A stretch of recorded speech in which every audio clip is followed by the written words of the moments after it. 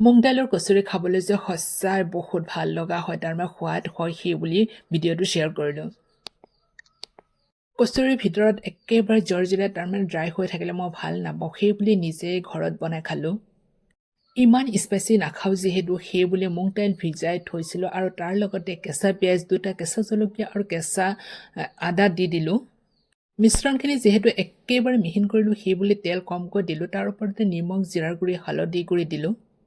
যিবোৰ বস্তু মোৰ খুব মন যায় সেইবোৰ বস্তু মই ঘৰতে বনাই খাওঁ। ঘৰতে বনোৱা বস্তু নিজৰ মতামতত দিব পৰা যায় আৰু কিছু হেল্ডিও বনাব পৰা যায়। হেল্ডি এইকাৰণে কৈছোঁ, মিশ্ৰণখিনিত মই একেবাৰে কম তেল দিছিলোঁ আৰু আটা যিখিনি মুটি লৈছিলোঁ তাত মই তেল দিয়াই নাছিলোঁ।